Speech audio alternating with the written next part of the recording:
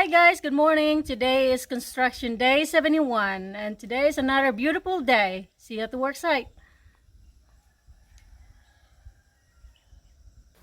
Hey guys, I'm going to go ahead and do a quick walk and talk while I head up to the work site. So I want to discuss demographics and analytics. I think the information that Google provides is pretty interesting, and I want to share some of that with you. So there is a disclaimer, and the disclaimer is obviously garbage in, garbage out. So Google can only collect the information if all the viewers provide accurate information.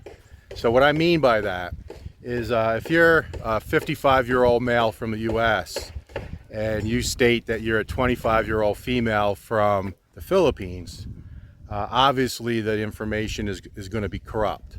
So we have to take all the analytics with a grain of salt.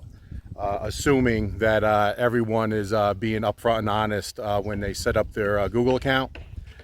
So I think that's important to share. So the first is the demographics, male to female. So it shows that 88% of the viewership is male. And I guess that makes sense just due to the fact that most people who retired to the Philippines, foreigners, are male. And that's who's watching the channel. So I guess that makes a lot of sense. Talk a little bit about subscribed to unsubscribed. 55% of all our views is from subscribers. So that means 45% of all our views is people who are not subscribed. So I thought that was interesting. We have about 1,000 views a video. Now that is growing. I've got several videos, Wilma and I, that have 1,200, 1,400, a couple at 1,600. So it is growing over time. But let's just say, the average over the last month is about 1,000 views. So we appreciate that very much, and we're actually quite surprised that we consistently get 1,000 views for being a new channel. So thank you. But looking at the demographics of that 1,000 views, if 55% of the 1,000, that's 550. So we have 1,500 subscribers, but 550 of our subscribers are watching our videos. So I guess what that says is it really doesn't matter how many subscribers you have. Again, 1,500 subscribers, about 550 are watching our video. So that means that the majority of our subscribers are not tuning in. It's really the people who are not subscribed that are giving us almost as much, so that would be 450 that are not subscribed. I thought that was extremely interesting because you watch so many YouTube channels, especially new channels like us, that are just trying to learn how to navigate through being a new channel. Always asking for subscribers. Please subscribe. And sometimes you hear it every video and you get kind of tired of hearing it. And we've had some of our viewers say the same thing, that we really shouldn't be asking for subscribers, and I get it. But we have from time to time. Why? Because we watch so many YouTube videos over the years, and so many people ask, hey, join the journey, so to speak. So I think it has to do more with your content and obviously the views itself, not subscribers. And I think we're trying all to crack the code of the analytics or the algorithm of YouTube. And I keep talking about the likes. So I want to talk about that for a minute, because I really do think that drives views more than anything, more than asking for subscribers or anything like that. So we get about 10% of our views is you hit the like button. So 1,000 views, about 100. If you go back and look at the data of our content, about 100 likes per video, 1 out of 10. And I think that's good. I wish it was more, but that's not bad. But on the specific videos that we get about 15% likes. So again, we'll use that round number of 1,000. So 150 likes. The video seems at that point to start getting more views quicker. So I think that may be what drives YouTube, Google, to kick out your content to other people that are not subscribed and seeing our videos on their recommended line on the screen when it gets to around 15%. So what I would like you guys to do, let's do an experiment. And if we could get, say, 20% likes, 30% likes, just one video. So maybe this video. If we could see a lot of likes that would be above and beyond that 15%, let's just take a look at it and see if we get, say, 2,000 views for this video. And that would be our #1 video, because I think the video with the highest amount of views so far is 1,600. And again, most of them around 1,000. So if we could just do a test, and I need your help with that, obviously, is to like this video, and let's try to get it up as high of a percentage as we can, 20, 30, 40, 50%. So if it's 1,000 views, 500 likes, and let's just see if Google, YouTube, kicks our video out to other people who have never had a chance to watch our videos, and see if we all of a sudden get a spike of views. I think it would be a good analysis, a good test study, and I think it would be interesting for Wilma and I to see, and then of course for you guys to look at the data as well. And then we'll let this video sit out there for maybe a week, and then I'll collect the data for all our videos and then this specific video, and see if there's a difference in viewership or percentage of subscribers to non-subscribers, just with the fact that we have a higher percentage of likes. So hopefully that makes sense. I know I tried to explain it the best I could, but let's give it a shot, and see you up at the Worksite.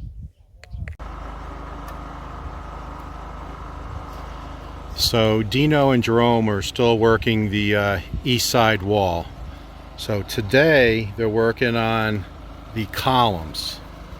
So this is the first look at them rendering a column. So see how they make it nice and square, and then they put that sand concrete mix, the same mix, on the column to dress it up. So here is the hollow block wall unfinished, and then here is what it looks like rendered. Now once all done, they'll go through and they'll cut all the rebar flush, and then what they'll do is put a top coat on top of the fence all the way. See how jagged it looks on top? So they'll dress that up so that could be painted. So that's still work to be done. But as I walk up the property line here, you can see that they're working the columns. So doing that rendering step really does make the fence look much better.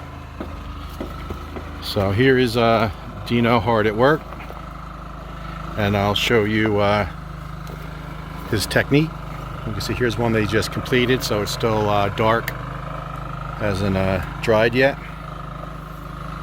But here he is. He's throwing that mix, and I'll try to get a little closer. Check his technique.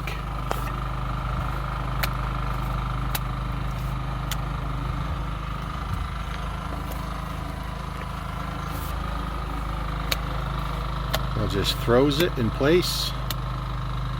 You can see he just did that just a few minutes ago, and it's already starting to dry. And I've said that many times, that the cement here dries so quickly, and that's probably why typically their mix seems to be a little wetter than I'm used to. It just dries so fast. You can see how he just puts that coat on there and just starts working it. And then he has, you can see how the reveal, how it's sticking out a couple inches. And then he'll just smooth it all out. And then once he has it worked, it'll look like this. Nice and square and very clean looking. So the last step here is they'll go through and just kind of polish this down, sand it down a bit, and then it's ready for primer and paint.